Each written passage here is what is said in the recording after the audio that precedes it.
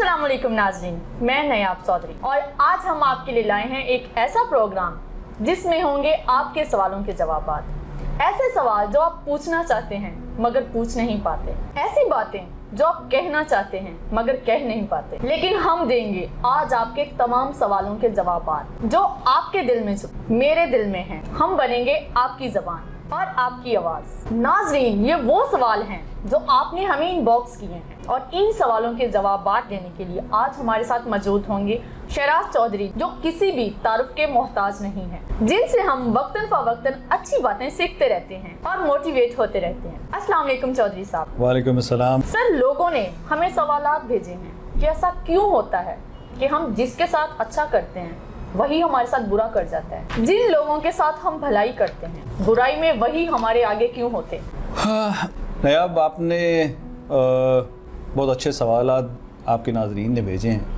ये वो सवालात हैं बेसिकली जो कि हम करना चाहते हैं लेकिन हम कर नहीं पाते हैं। वो इसलिए नहीं कर पाते हैं कि हमें एक अंदर एक खौफ होता है कि जो सवाल हम करने जा रहे हैं क्या उसका आगे रिएक्शन क्या हो सकता है, क्या पॉसिबल रिएक्शन हो सकता है।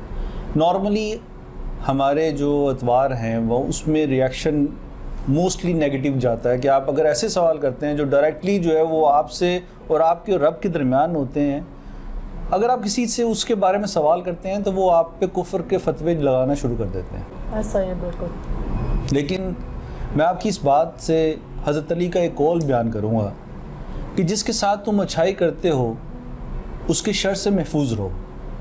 मतलब क्या हुआ कि जब हज़रत अली ने ये बात कर दी कि आप अगर किसी के साथ भलाई करते हैं तो आप ये एक्सपेक्ट करें कि आपको उससे बुराई मिल सकती है।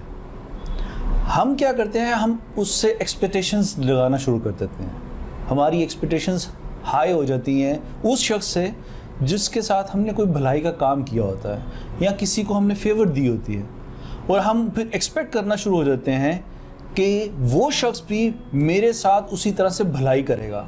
मेरे साथ दूसरा शख्स जिसके साथ मैंने अच्छाई की है वो शख्स भी पाबंद हो गया है कि मेरे साथ भी वो अच्छाई करेगा, जबकि ऐसा नहीं है।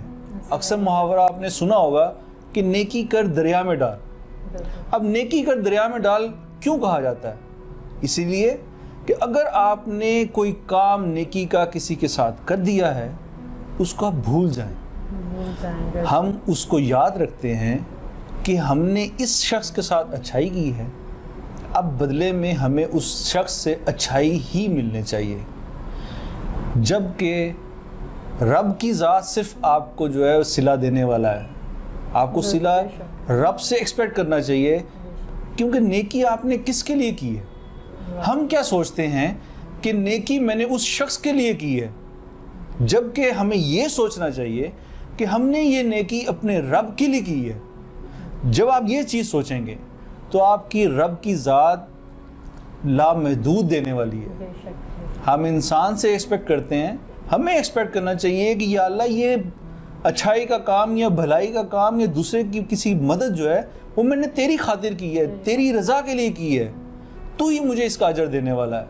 हम अजर रब की जगह बंदों से मांगने शुरू कर देते हैं। जब हम इस तरह सोचते हैं, जब हम ये करते हैं कि हमने इसके साथ भलाई कर दी, अब ये कोई मौका आएगा तो मेरे साथ भलाई ये तो लाजमी करेगा, अगर वो नहीं करता आपकी एक्सपेक्टेशंस टूट जाती हैं। बिल्कुल ऐसा है। इसीलिए इस सवाल में जवाब भी मौजूद है कि हम दूसरों से एक्सपेक्टेशंस मत रखें। हम ये सोचें कि ये भलाई, ये सवाब का काम जो मैंने किसी के लिए किया है वो रब की ज़ात को मनाने के लिए किया है, और जब रब मान गया तो आप सोच नहीं सकते कि आपको किस तरह से नवाजेगा। और जो भलाई का काम करता है उसको किसी भी तरह से कोई शख्स नुकसान नहीं पहुंचा सकता, लेकिन शर्त ये है कि वो भलाई आपने रब के लिए की हो, रब को राज़ी करने के लिए की हो। क्योंकि जब आप रब को राज़ी करते हैं तो एक दिल में तस्कीन भी होती है और आपको उसका अजर भी मिलता है। लेकिन हम जब ये सोचना शुरू कर देते हैं कि जिस शख्स से मैंने भलाई की है वो उसने मेरे साथ बुराई की, क्यों? क्योंकि आपने उस शख्स को के लिए की है, اور سوچتے بھی پھر یہی ہیں کہ وہ شخص بدلے میں مجھے اس کی بھلائی کے صلے میں بھلائی دے گا. یہ چیزیں سوچنا چھوڑ دیں, رب کی ذات پہ اکتفا کریں, اس سے مانگیں, اس کی رضا کے لیے صرف بھلائی کریں. جب آپ رب کی ذات کو منانے میں لگ جائیں گے تو کوئی شخص آپ کو نقصان پہنچانے کا سوچ بھی نہیں سکتا. دیکھیں نایاب, ہم کسی کے ساتھ نیکی کر رہے ہیں تو وہ نیکی ہونی چاہیے, بزنس نہیں. یہ کوئی بزنس نہیں ہے کہ جس میں آپ گیو اینڈ ٹیک کر رہے ہیں. نیکی مینس نیکی کریں اور اس کو بھول جائیں. نیکی کر دریا میں ڈال, اسی لیے کہا جاتا ہے. سر میرا دوسرا سوال یہ ہے کہ کافی لوگ مایوس ہوتے ہیں, اور میرے اپنے بھی دل میں یہ بات ہے. لوگ کہتے ہیں کہ شاید ہم یہ سوال کریں, یہی پوچھیں تو لوگ ہم پہ فتوے لگانا شروع ہو جائیں گے. سر لوگ کہتے ہیں کہ ہم نمازیں پڑھتے ہیں, دعائیں بھی کرتے ہیں, لیکن ہماری دعائیں قبول کیوں نہیں ہوتی؟ تو آپ اس بارے میں کیا کہنا چاہیں گے؟ نایاب, آپ کے ناظرین نے بھی بہت چن کے جو ہے نا وہ سوال جو ہیں وہ آپ کو بھیجے ہیں. واقعی جو آپ کے سوالات ہیں یہ ایسے سوال ہیں کہ اگر عام حالات میں آپ کسی سے بات کریں گے اور کسی سے یہ ذکر کریں گے اور یہ سوال پوچھیں گے کہ میں نمازیں بھی پڑھتا ہوں, عبادات بھی کرتا ہوں, اور میری پھر بھی دعائیں قبول کیوں نہیں ہوتی؟ جی بالکل. تو آپ پہ فتوے بھی لگ سکتے ہیں, دیکھو کیسی باتیں کر رہا ہے. جی سر. لیکن حقیقت میں کیا ہے, ایسا ہوتا کیوں ہے؟ اس سوال کا جواب جو ہے وہ ایک بہت گہرائی میں ہمیں سیلف انالیسس کرنے کی ضرورت ہے. بیسیکلی ہم کیا ہے کہ ہم اپنا سیلف انالیسس نہیں کرتے. ہم لوگ, ہمیں بہت آسان لگتا ہے کہ دوسروں کے اوپر انگلی اٹھانا. بالکل. ہم اٹھاتے ہیں, ہم یہ نہیں سوچتے ہیں کہ ہم کیا ہیں, ہم سوچتے ہیں کہ وہ کیا ہے. بالکل. ہم نماز پڑھتے ہیں کس کے لیے؟ اپنے خدا کے لیے. اپنے خدا کے لیے. دعا مانگتے ہیں کس کے لیے؟ اپنے لیے. اپنے لیے. رب کے لیے نہیں مانگتے ہیں, ہم اپنے لیے مانگ رہے ہوتے ہیں. آپ دیکھیں کہ ہم نماز میں کتنا ٹائم دیتے ہیں اور دعا میں کتنا ٹائم دیتے ہیں. ہم یہ سوچتے ہیں کہ ہم نے نماز پڑھ لی, عبادت کر لی, لیکن ہمیں اس کا ریوارڈ نہیں ملا. دعا ہم نے کی, اس کا ہمیں دعا قبول نہیں ہوئی. کیوں نہیں ہوئی؟ ہم شکوے شکایات شروع کر دیتے ہیں اللہ تعالیٰ کی ذات سے. لیکن ہم اپنا اگر سیلف انالیسس کریں تو کیا یہ ممکن نہیں کہ اس میں کہیں پہ ہماری ہی کوتاہی ہو؟ کیا ہماری عبادت میں کہیں نہ کوئی کچھ رہ گیا ہو؟ ہم اصل میں نیک دکھنا چاہتے ہیں, بننا نہیں چاہتے. ہم چاہتے ہیں کہ لوگ ہمیں دیکھ کر کہیں کہ یہ نیک ہے. ہمیں نیک بننا ہے, ہمیں اپنے آپ کو ٹائم دینا ہے اپنی ذات کے لیے, ہمیں رب کو منانا ہے اپنے لیے. اللہ تعالیٰ جیسے ہم نے اکثر سنا ہوگا کہ اللہ تعالیٰ تو 70 ماؤں سے زیادہ آپ کو پیار کرنے والا ہے. آپ ماں کو ایک دفعہ رو کے کہیں تو وہ آپ کو کتنا کچھ دے دے گی. تو جو رب کی ذات آپ کی ماں سے 70 گنا زیادہ پیار کرتا ہے, کیا وہ آپ کو ناراض کرے گا؟ اصل میں کوتاہی ہماری اپنی عبادات میں ہے. ہماری عبادات میں خلل پیدا ہوتا ہے. ہم نماز کے لیے کھڑے تو ہوتے ہیں, لیکن خیالات ہمارے جو ہے نا وہ ارد گرد کے جو ماحول اور ارد گرد میں دنیاوی جو باتیں ہوتی ہیں اسی کے اوپر زیادہ فوکس ہوتی ہیں. بالکل ایسا ہے. آپ نے اکثر دیکھا ہوگا, اپنے جو ہے اکثر آپ مشاہدہ کریے کہ لوگ کہتے ہیں کہ میں نماز پڑھ لوں. اب نماز تو پڑھنے کے لیے وہ کھڑے ہو جاتے ہیں, لیکن نماز پڑھتے دعا میں 1 سیکنڈ بھی نہیں لگاتے. بالکل ایسا ہے. نماز پڑھی, ہاتھ کھڑا کیا, چلو جی, اس میں آپ نے کیا دعا مانگی؟ دعا کے لیے بھی آپ ایک ایگزامپل میں آپ کو کوٹ کروں, آپ کسی بڑے ادارے میں کسی CEO کے پاس یا اپنا کسی کام کے لیے کسی GM کے پاس یا کسی ایک ایسے عہدیدار کے پاس جائیں جس کے اختیار میں ہو کہ وہ آپ کو یہ کام جو ہے وہ دے سکتا ہے, کر سکتا ہے. آپ کیا کریں گے؟ اس کے پاس جائیں گے, اس کو ٹائم دیں گے, اس سے اپنے جو آپ کے مطالبات ہوتے ہیں اس کو بتائیں گے. جب تک وہ مکمل طور پہ سن نہیں لے گا آپ کا مسئلہ حل نہیں ہو سکتا. بالکل ایسا ہی. تو آپ اپنے رب کو منانے, بتانے, التجا کرنے کے لیے اس کے پاس ہاتھ اٹھاتے ہیں, اور دعا کے لیے بھی آپ کے پاس ٹائم نہیں ہے. ہماری دعا میں ہی کہیں کمی ہے, ہماری عبادت میں ہی کہیں کمی ہے, جو رب کی ذات ہمیں جو ہے وہ نواز نہیں رہا. کیا آپ اس پازیٹیو موڈ کو نہیں سوچ سکتے کہ رب آپ کو بار بار چاہتا ہے کہ آپ اس کے سامنے حاضر ہوں؟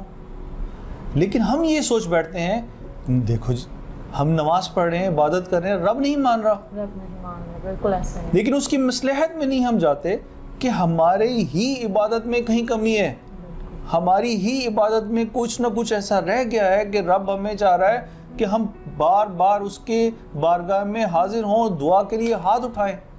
لیکن ہاتھ اٹھانے کے لیے یہ نہیں ہے کہ آپ بس ہاتھ آئیں اور اس کے بعد آپ چلتے بنیں.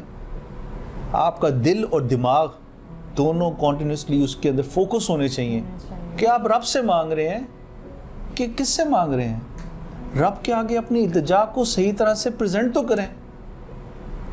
اور نایاب, میں آپ کو ایک بات بتا دوں, دنیا میں مانگی ہوئی کوئی بھی دعا, ایک مومن کی مانگی ہوئی کوئی بھی دعا رد نہیں ہوتی, بے شک ایسا. لیکن اس کا وقت ایک مقرر ہے. مقرر ہے.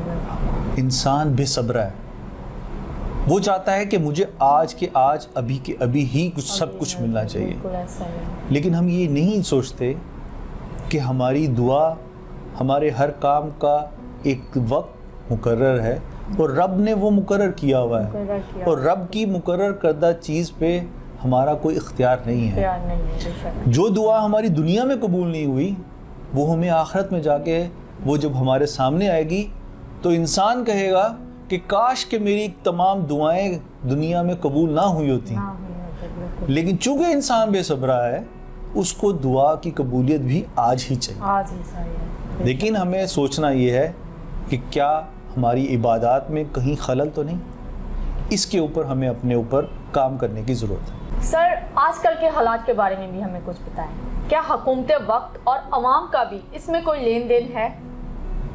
جی بالکل نایاب, آج کل کے کیا نارمل حالات میں بھی کوئی بھی حکومت ہو, حکومت وقت کا بھی بہت اہم رول ہوتا ہے. نایاب, اس بات پہ میں آپ کو ایک واقعہ سناتا ہوں جو کہ اس بات سے بھی ریلیٹ کرے گا.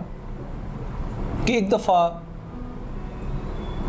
جنگ تھی حضور کے زمانے میں. اسامہ بن زید ایسے صحابی رسول ہیں, کہا جاتا ہے کہ حضرت امام حسن اور حسین کے بعد اگر حضور صلی اللہ علیہ وسلم کو کسی سے بہت زیادہ انسیت اور محبت تھی تو وہ حضرت اسامہ بن زید تھے. جنگ کا ماحول تھا اور حضرت اسامہ نے ایک شخص کو جو کفار میں سے تھا اس کو قتل کرنے کے لیے گئے اور وہ قتل کر دیا. وہ قتل کرتے ہوئے اس شخص نے کلمہ پڑھ لیا, لیکن آپ نے اس کو قتل کر دیا. یہ بات حضور کے پاس پہنچی اور حضور صلی اللہ علیہ وسلم نے حضرت اسامہ کو بلایا اور دریافت کیا کہ اے اسامہ رضی اللہ تعالیٰ عنہ, آپ نے اس کو قتل کیوں کیا جبکہ اس نے کلمہ پڑھ لیا تھا؟ تو حضرت اسامہ نے فرمایا کہ اس نے قتل ہونے کے خوف سے کلمہ پڑھا. تو حضور صلی اللہ علیہ وآلہ وسلم نے فرمایا اے اسامہ, تم کیسے کہہ سکتے ہو؟ تمہیں یہ کیسے معلوم ہوا اس کے دل کی بات؟ کیا تم نے اس کا دل چیر کے دیکھا تھا کہ اس نے کلمہ کیسے پڑھا؟ کیا اس نے خوف سے پڑھا یا اللہ کے خوف سے پڑھا یا تمہارے خوف سے پڑھا؟ اور بعض روایات میں یہ بھی ذکر آیا ہے کہ ایسا معلوم ہوتا تھا کہ جیسے حضور صلی اللہ علیہ وآلہ وسلم حضرت اسامہ کو شہید کرنے کا حکم دے دیں اس قتل کے بدلے میں. لیکن بہرحال اس میں پھر حضرت اسامہ کو دیت دینا پڑی. کہنے کا مقصد یہ ہے کہ یہ ہوتا ہے رول آف لا, یہ ہوتا ہے کردار. ہم آج کی حکومت میں, جیسے آپ نے سوال کیا, ہم بات کرتے ہیں ریاست مدینہ کی.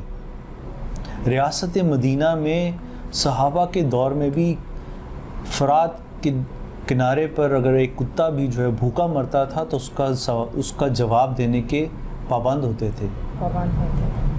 حضور کے زمانے میں یہ واقعہ ہوا, حضرت اسامہ سے پوچھا گیا کیا کہ تم نے اس کے دل کی بات جانی؟ اس کا دل چیر کے دیکھا؟ آج کیا ہو رہا ہے؟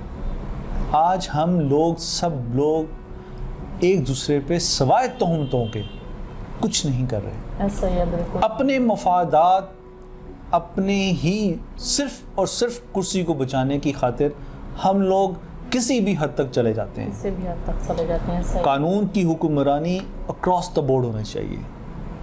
کبھی یہ نہیں ہونا چاہیے کہ یہ میرا جان پہچان والا ہے، یا یہ اس نے مجھ پہ خرچ کیا ہوا ہے، یا اس نے میرے سے نیکی کی ہوئی ہے، یا اس نے میرے سے کوئی بھلائی کی ہوئی ہے.